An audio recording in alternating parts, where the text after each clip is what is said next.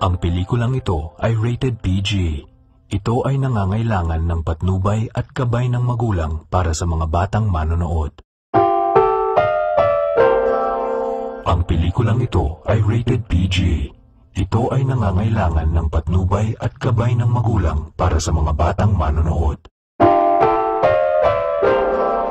Ang pelikulang ito ay rated PG. Ito ay nangangailangan ng patnubay at gabay ng magulang para sa mga batang manonood. Ang pelikulang ito ay rated PG. Ito ay nangangailangan ng patnubay at gabay ng magulang para sa mga batang manonood.